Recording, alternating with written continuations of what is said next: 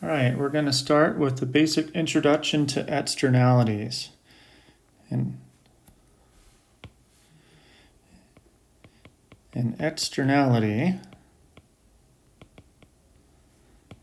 is when the costs or benefits of an action don't fall on, or rather don't entirely fall on the person or firm doing the action. All right? So there can be both positive and negative externalities.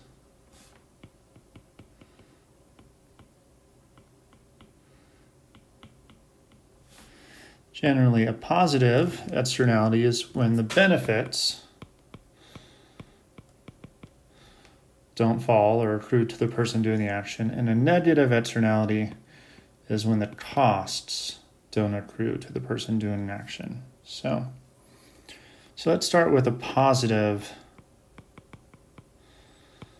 externality, all right? And give some examples, all right? So 1, if it snows and my neighbor shovels my sidewalk, neighbor shovels my sidewalk. Right? The neighbor's done the action, but obviously if it's my sidewalk, not all the benefits accrue to the neighbor, they also accrue to me, right? So this is a positive externality, right? Similarly, if my neighbor paints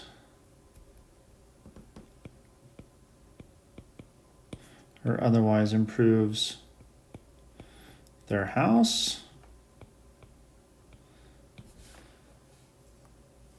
the whole neighborhood benefits. This increases the value of my house.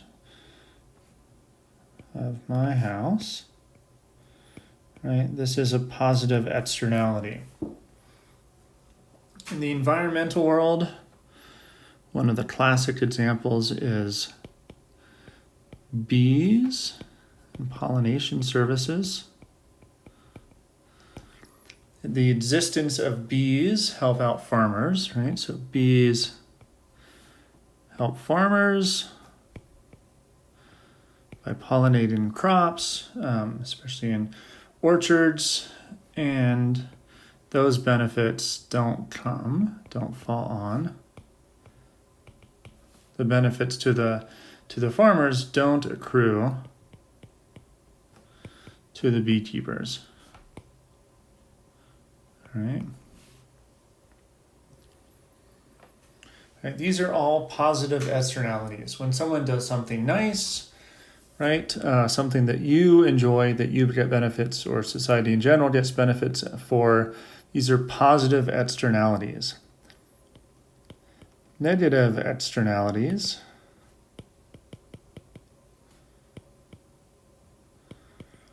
are related or largely related to costs, right? So for example,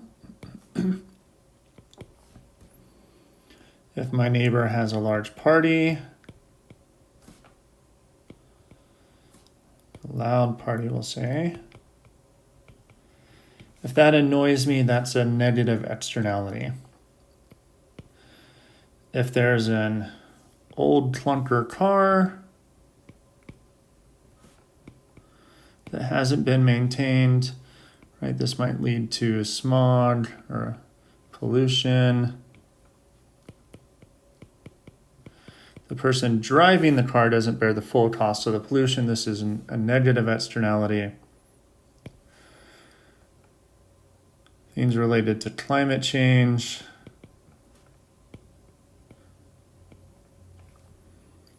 if we use electricity, we get the benefits of using electricity, but that leads to climate change. Climate change largely falls on everybody. Climate change affects everybody.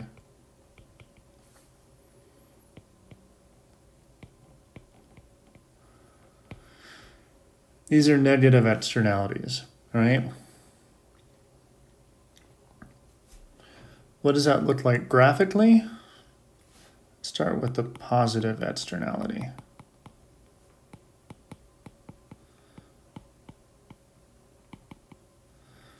All right. And we can frame it around an example. All right. Somebody that picks up trash.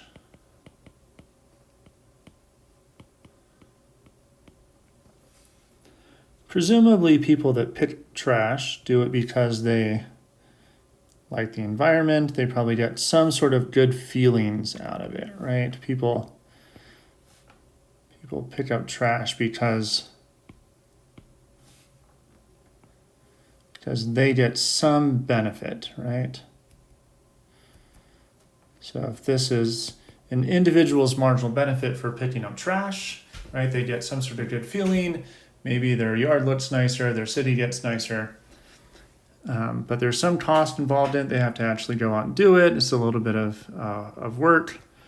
There's some Q that's going to happen naturally. We're going to call this Q market, okay? This is what private individuals, okay, each of these are private costs and benefits.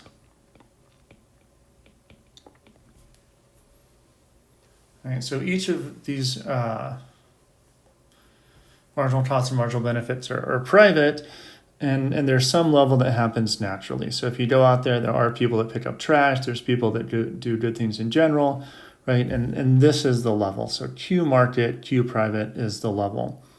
And what we're going to say is it's great that they're doing it. They probably get some sort of benefit, but so do I, so do you. Society in general gets an additional benefit from people's good actions, all right?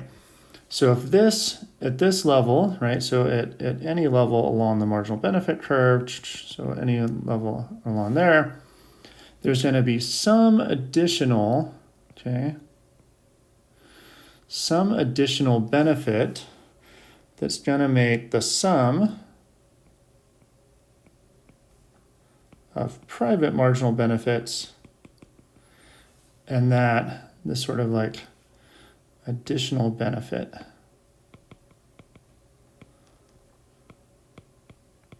Okay.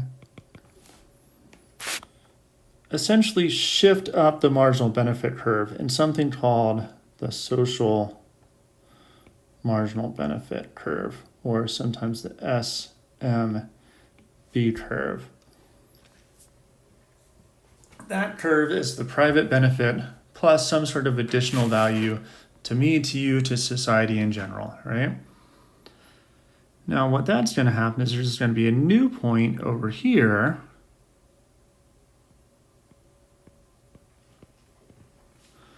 that is the optimal. So what we're going to say, Q star, so that if the benefits were fully sort of realized or considered, that there's going to be some optimal amount of trash picking up, of litter reduction, that is higher than what happens normally. Okay, we would like people to do more, but they don't get the full benefit. So the natural outcome is going to be less. We're going to say that things that have positive externalities, are underproduced. Okay, positive externalities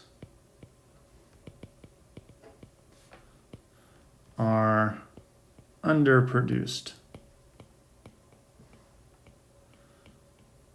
Okay, there's too little. Q star is greater than Q market. All right. Now, what about negative externalities? Negative externalities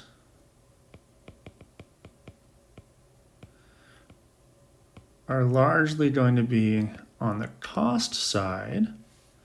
So if we have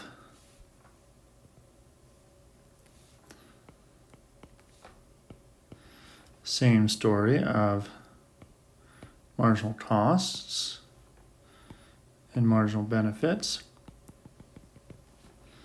this is what the market produces, okay? So here we can think of maybe an example of miles driven in a car, right? So we have the smog, the pollution, the CO2 that comes with driving a car, and the marginal benefit, if I think of myself, this is how much I get from driving my own car.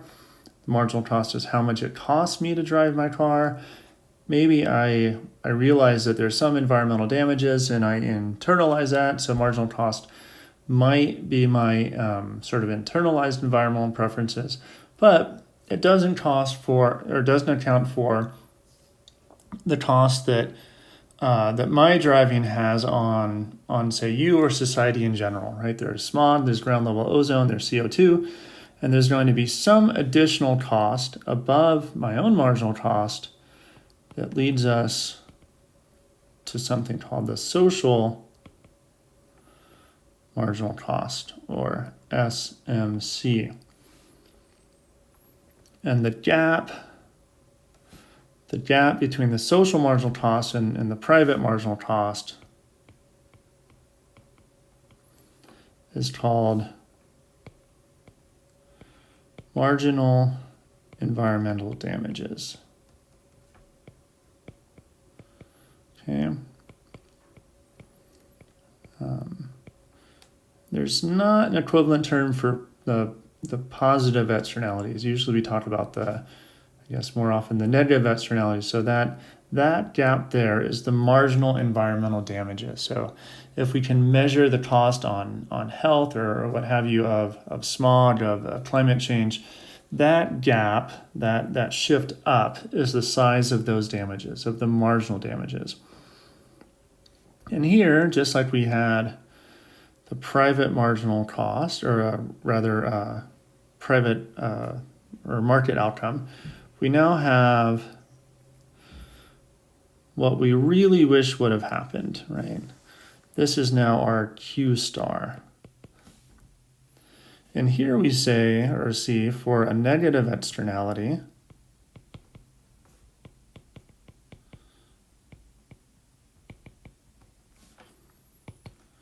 we see that Q market is greater than Q star.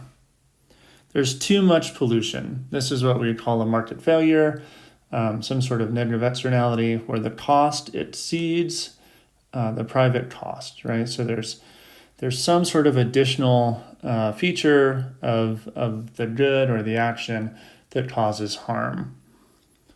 This is a negative externality. Now, sometimes we'll talk about the welfare losses, or how do we know that that's a bad thing. I'll do it with a negative externality, losses from a negative externality. And I'll leave it to you, maybe for exercise or private study, to do something similar for positive externality, but let's start with our story of our private marginal cost, our private marginal benefit, and our social marginal cost. Here we have Q market, what we observe maybe in the world, what actually happens. And here's Q star, where we'd like to be. So let's take a look at this Q market.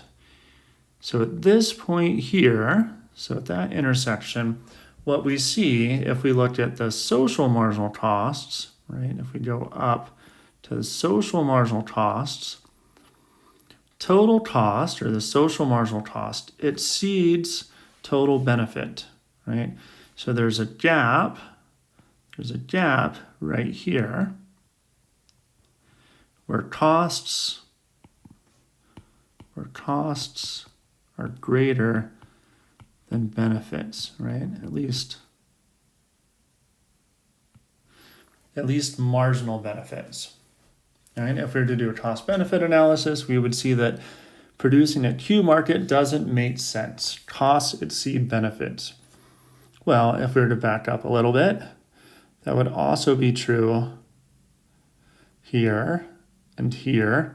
And actually this whole triangle here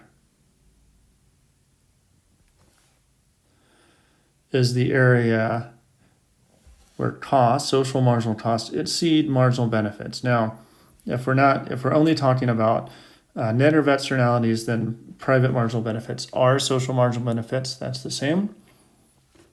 But this triangle here represents, this is welfare loss. This is how we know externalities are bad. We can measure sort of that size of the triangle to get some sort of loss welfare, all right? And our sort of next order of business, so to give you a hint of where we are going, we're going to try to figure out how to close that gap. So where are we going? We want to design policies that get Q market, or at least the way people behave. We want to get some sort of behavior to go to Q star. We want to design a policy or that gets people essentially to do the right thing. So we'll leave that for the next class.